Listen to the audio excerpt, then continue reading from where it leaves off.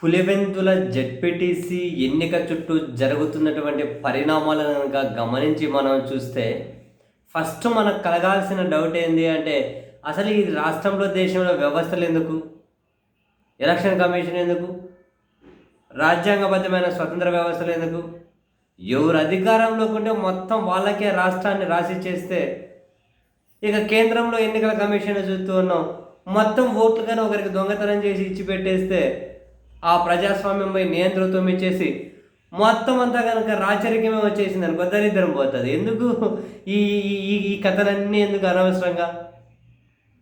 మళ్ళీ స్వతంత్ర వ్యవస్థలంట, ఇంకొకటంట, ఇదో ఎలక్షన్ కమిషన్ అంట, వీళ్ళు ఎన్నికలు జరిపిస్తారంట, వీళ్ళు పోలీసులంట, శాంతి భద్రతను కాపాడతారంట. ఎంత పెద్ద పెద్ద పేర్లు ఎందుకు రావు? నిజంగా పులివెందుల జెడ్పీటీసీ చుట్టూ జరుగుతున్న ఇన్ని దారుణాలు చేయొచ్చా? ఇన్ని దారుణాలు చేస్తుంటే ఈ దేశంలో ఎవరు అడ్డుకునే పరిస్థితి ఉండదు. ఏ వ్యవస్థ కూడా ఇష్టరీతిన పోలింగ్ బూత్లు మార్చుకోవడం దగ్గర నుంచి మొదలు పెడితే ఒక రకంగా చెప్పాలంటే వైఎస్ఆర్ కాంగ్రెస్ పార్టీ ఓట్లలో పులివెందుల జెడ్పీటీసీ చుట్టూ ఒక 5-6%, 5-6 ఓట్లు కాదు, 5-6% అందరినీ పోలీస్ స్టేషన్లలో బైండ్ ఓవర్ చేసి పెట్టేస్తున్నారు. అంటే 5-6% ఓట్లు వైసీపీకి పోయినట్లే.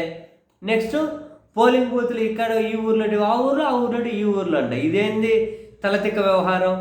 ఏమో ఆ తిక్కలో ఎవడో మార్చిడో వాళ్ళకి ఆ వ్యవస్థలకు తెలియాలి. దాని ద్వారా ముసలి మూతగా ఆ ఓట్లను వైసీపీకి పడితే కూడా చేయాలి. వాళ్ళకు బాగా ఎక్కడైతే పట్టు ఉంటుందో అక్కడ మార్చుకుంటున్నారు. ఇది ఆయన ఎన్నికల ప్రచారం అయిపోతే సాయంత్రం 6 దాటితే స్థానికేతరులు ఎవరు ఆ ప్రాంతంలో ఉండొద్దు. పక్కన తాడిపత్రి నుంచి, ఆ పక్కన జమ్మలమడుగు నుంచి, ఈ పక్క జిల్లాల నుంచి టీడీపీ కార్యకర్తలు అందరూ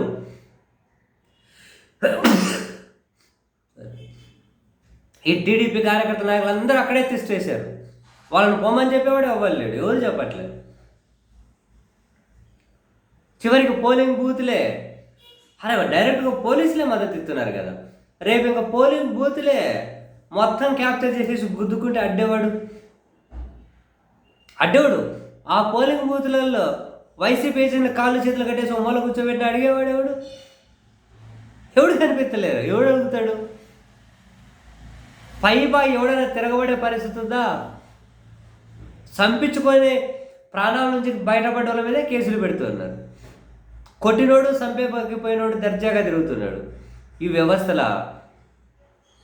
పైగా కేవలం వైసీపీ వాళ్ళని మాత్రం మీరు పోకండి, మీరు తిరక్కండి. విచిత్రం ఏంటంటే మా మిత్రుడు ఒకరు వేంపల్లిలో ఉంటారు, వేరే దేశంలో కూడా చదువుకొని వచ్చారు. వాళ్ళ అమ్మగారు సర్పంచ్, వైసీపీ వాళ్ళు. వేంపల్లె అంటే పులివెందుల మండలం, తర్వాత వేముల మండలం, ఆ తర్వాత వేంపల్లె, మధ్యలో ఒక మండలంగానే అడ్డం ఉంది ఎక్స్ట్రా వేముల మండలం. పులివెందుల జెడ్పీటీసీకి ఎన్ని జరుగుతుంటే వేముల మండలాన్ని దాటుకొని వేంపల్లి మండలానికి వెళ్ళి ఒక హెడ్ కానిస్టేబుల్ వెళ్ళి నువ్వు ఇంట్లో నుంచి బయటకు రాకు, వస్తే బాగోదు అని చెప్పారట. సరే మరి ఆ విధంగా నాకు ఒక నోటీస్ ఇవ్వండి అని చెబితే నోటీసులు ఏం లేదు, మా ఎస్పీ ఆర్డర్ అంటున్నాడు. ఎందుకో వేంపల్లి మండలం వైసీపీ వాళ్ళని ఎందుకు బయటకు రానియట్లే? మరి టీడీపీ వాళ్ళైతే పక్కన మండలం వాళ్ళు కాదు, పక్కన జిల్లాల వాళ్ళు కూడా స్వేచ్ఛగా అక్కడే ఉంటున్నారు. ఈ ఓటర్ స్లిప్లు మంచుతారు కదా, అవి కానీ మొత్తం తీసుకెళ్ళి దగ్గర పెట్టుకున్నారంటే పోయి దొంగగా ఓట్లు వేసేయాలి. ఎవడు అడ్డుకునేది ఉంది? అడ్డుకునేది ఎవరు? ఇంత దారుణమైన వ్యవస్థలు ఎందుకు? ఈ స్థానిక సంస్థలు ఎందుకు? ఈ ఎన్నికలు ఎందుకు? అరే గంపగుత్తుగా రాసిచ్చారు రా బాబు. ఎవరు అధికారం ఉంటే వాళ్ళకు మొత్తం రాష్ట్రాన్ని, ఏ వ్యవస్థ అయినా వాళ్ళకే పనిచేయాలి. ప్రజాస్వామ్యం లేదు, గిజాస్వామ్యం లేదు. ఎవరు అధికారంలోకి వస్తే వాళ్ళే 5 ఏళ్ళు నియంతృత్వం. మళ్ళీ ఎన్నికలు జరిగినప్పుడు కంప్లీట్గా వాళ్ళే.